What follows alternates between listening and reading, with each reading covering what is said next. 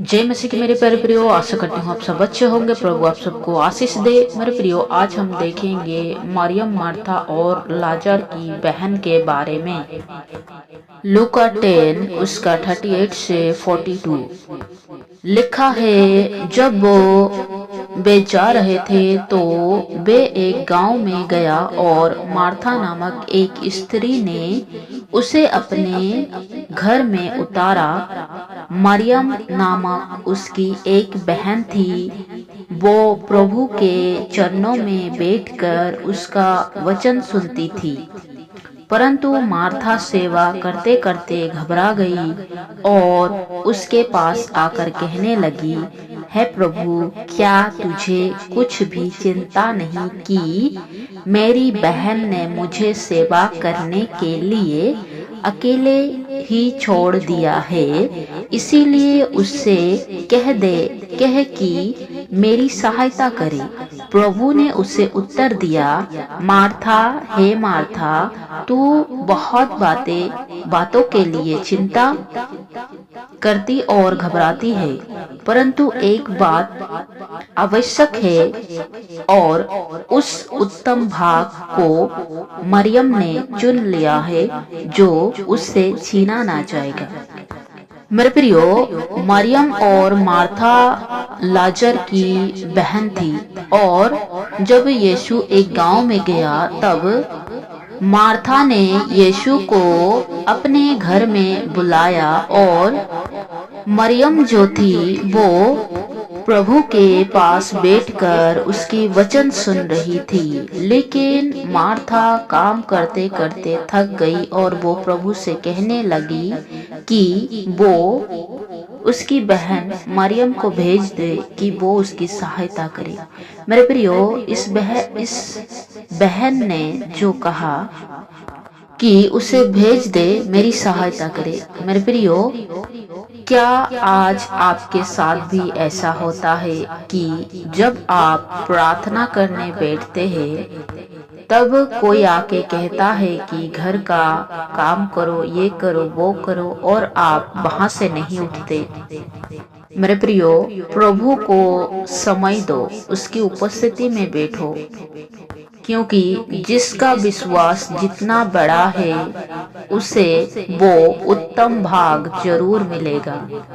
जैसे कि यीशु ने मरियम से कहा कि मरियम ने उत्तम भाग को चुन लिया है और उससे छीना ना जाएगा। हाँ मेरे प्रियो, क्या आज आपका विश्वास भी मरियम की तरह है या मार्था की तरह? आज आपको प्रभु में बढ़ने से बहुत सारे लोग आएंगे जो आपको प्रार्थना से भटका देंगे, वचन पढ़ने से भटका देंगे, लेकिन आपको स्थिर रहना है और प्रभु की उपस्थिति में बैठना है, जैसे मरियम बैठी रही और उसने अपना उत्तम भाग पाया। मत्ती 26 उसका 6 और 7। जब यीशु बेतनिय्याह में शमौन कोढ़ी के घर में था तो एक स्त्री संगमरमर के पात्रों में बहुमूल्य इत्र लेकर उसके पास आई और जब वो भोजन करने बैठा था तो उसके सिर पर उड़ेल दिया।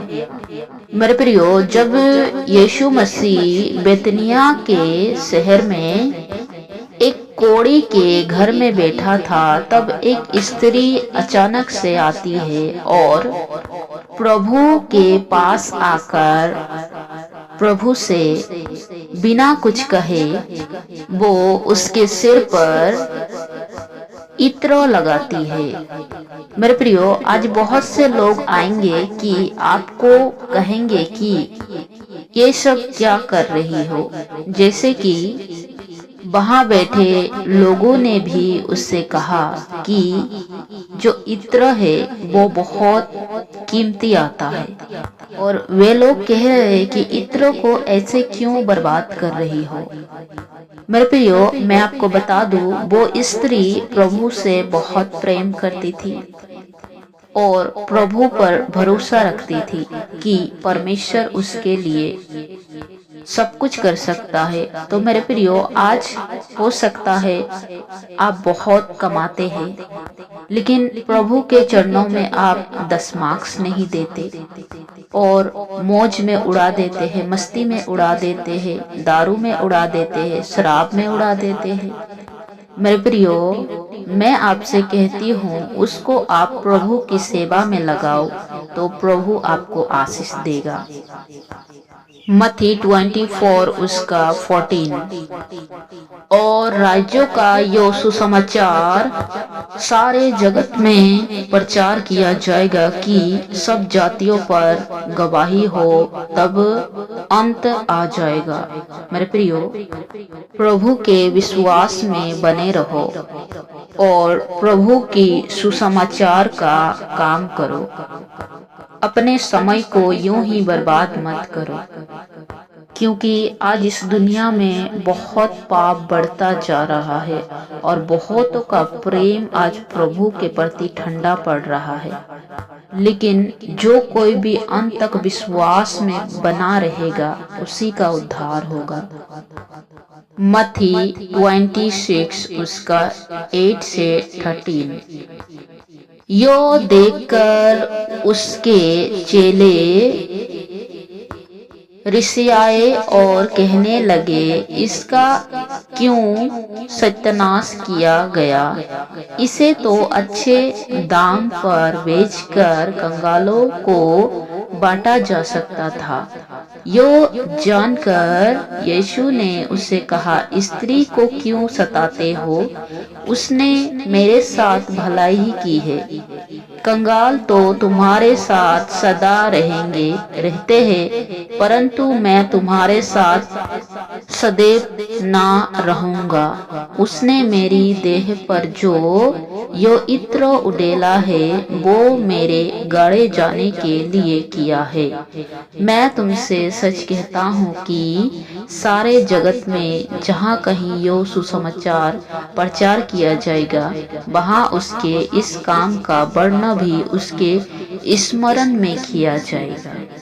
मेरे प्रियो, यूहन्ना ने कहा कि मैं प्रभु के जूते भी उतारने के लायक नहीं हूँ।